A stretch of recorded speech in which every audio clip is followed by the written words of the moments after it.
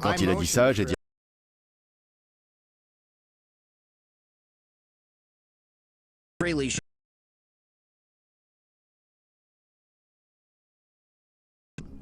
Il a fait 2 tonnes maintenant et 8 autres plus tard. Bill a besoin d'un avion pour aller chercher la drogue qui se trouve au Belize. ils allaient fermer une autoroute du Belize et y installer des projecteurs pour que notre avion atterrisse. Ensuite, des militaires chargeraient la marchandise à bord. Il est temps d'utiliser l'argent d'Escobar. J'ai engagé un pilote et j'ai appelé personnellement la compagnie d'assurance pour assurer le vol, aller-retour, ainsi que la cargaison qu'on transportait. Bill aime prendre des risques, mais il n'est pas inconscient.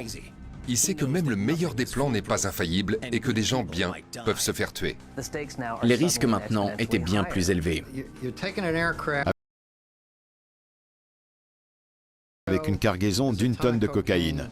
Et là-bas, on allait être en contact. Et on avait des agents sous couverture qui risquaient leur vie. Mais c'est le moyen le plus rapide et le plus efficace pour obtenir des preuves contre ceux qui sont à la tête des plus grandes organisations criminelles. Bill et son équipe étaient au Belize, en train de regarder de la cocaïne chargée à bord de l'avion. Et c'est la police locale qui supervisait. C'est comme ça que ça se passe là-bas. L'opération Coup de filet est en cours. La police a acheté une première cargaison de drogue. 1 tonne de cocaïne venant du Belize à destination des États-Unis. Bill Gately, un agent du service des douanes et de la protection des frontières, attend l'arrivée de l'avion à Phoenix, en Arizona. On avait loué un hangar pour avions à l'aéroport Sky Harbor de Phoenix. Et on y avait installé notre propre opération. L'avion arrive et l'équipe se met au travail. Il faut la peser, la goûter. J'ai reçu les ordres d'Escobar pour savoir où la livrer. L'avion repart pour le Belize récupérer le reste de la cocaïne. Escobar a ajouté une demi-tonne. Bill a donc sur les bras 2,5 tonnes de drogue. Les instructions étaient de l'apporter à New York. Fraley était déjà allé là-bas plusieurs fois sur les ordres d'Escobar. Pour se rendre à New York. Il appelle régulièrement le cartel. Il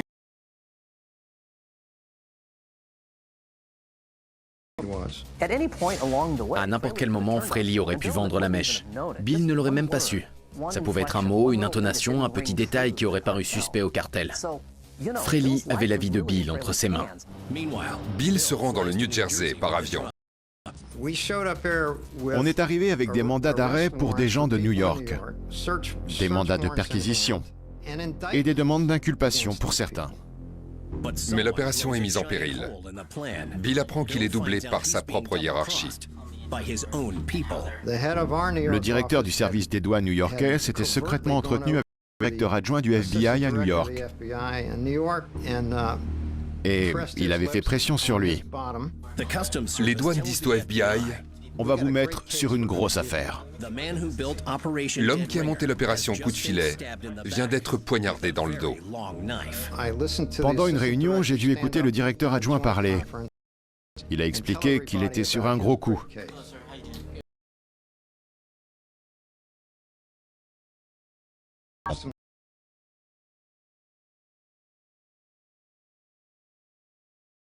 Que de passer la main au FBI. Mais il leur dit: vous ne savez rien sur les criminels qu'on traque. Et si vous ne faites pas appel à notre agent infiltré, ce qui permettait d'assurer la sécurité des autres agents et de notre informateur, ce serait une grave erreur. Le FBI est d'accord.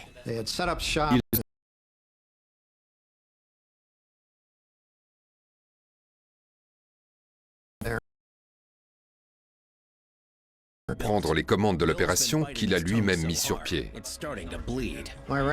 J'ai dû cacher ce que je ressentais. Le FBI allait saboter tout le travail que l'équipe des douanes avait fait sur le terrain. Bill était hors de lui. Il est temps de transférer la drogue au point de livraison. Fraley travaille avec la police, supervise le transport. Durant cette partie de l'opération, le gouvernement doit surveiller la drogue en permanence. Pour chaque opération, équipe composée d'un grand nombre d'agents, surtout quand il s'agit de 2,5 tonnes de cocaïne. Parce qu'une fois que la marchandise s'est volatilisée, les chances de la retrouver sont très minces. Hélas, 4 heures plus tard, c'est exactement ce qui arrive. Le FBI perd la trace de la cocaïne.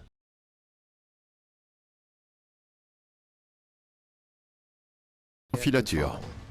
Comment peut-on perdre 1 tonne de cocaïne? C'est inimaginable. Et c'est exactement ce que Bill redoutait. Quand une mission tourne mal, il ne faut pas chercher un autre coupable. C'est uniquement de votre faute. Surtout quand vous débarquez au beau milieu d'une mission d'infiltration, il faut et prendre les bonnes décisions au bon moment. Bill Gately a monté une opération pour arrêter des membres du cartel de Medellín. Le FBI a repris l'affaire en main, mais un problème de taille est survenu. Quelques heures après le début de la filature, le FBI cocaïne. Même si d'une certaine façon ça lui faisait plaisir, Bill était un pro. Il ne voulait pas que cette opération échoue. Bill essaie de trouver une solution. Léo a dit « Je savais que ça arriverait ». Vu leur méthode, ils allaient soit perdre la marchandise, soit se...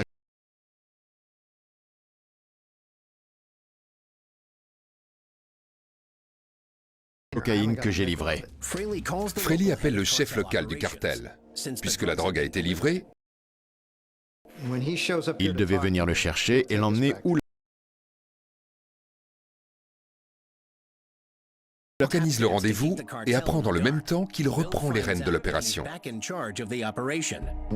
Quand le FBI a perdu la drogue, ils ont remballé leurs écrans et tout le matériel électronique et sont rentrés chez eux pour pouvoir dîner tôt. À New York, Bill dispose seulement d'une équipe de quelques hommes originaires de Phoenix.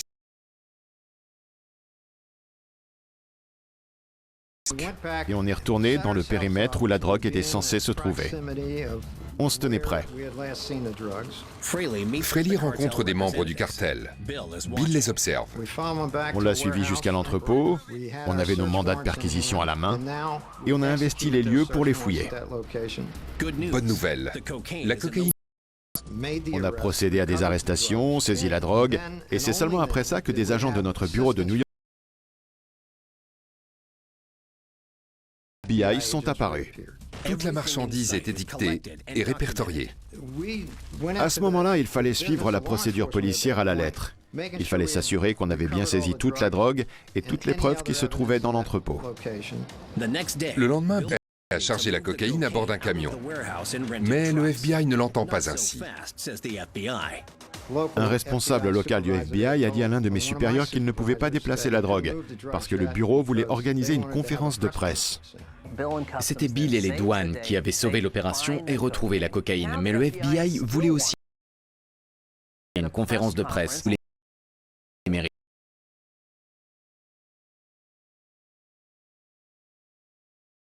Conférence de presse où vous voulez. Mais nous, on déplace la drogue. La saisie est transportée jusqu'à un aéroport du New Jersey. Bill est prêt à partir quand... Le pilote est sorti et m'a dit « On vous demande à la radio ». Quelqu'un du service des douanes de New York m'a dit « Bonjour Bill, ne bougez pas. Le directeur régional et le directeur adjoint du FBI sont en... Ils vont faire leur conférence de presse à l'aéroport. » Bill leur dit de se dépêcher. Le pilote m'a regardé et m'a demandé « Qu'est-ce que je fais? J'éteins le moteur ?» Je lui ai répondu « Remontez l'escalier, verrouillez tout et on décolle. » Le FBI est arrivé à l'aéroport pour montrer la cocaïne, mais il n'y avait rien à voir. La piste était vide. Ils avaient tout emporté. Il allait besoin et il a pu mettre plusieurs trafiquants sous les verrous. On a arrêté 14 personnes et des mandats d'arrêt ont été émis pour tous les membres du cartel en Colombie. Escobar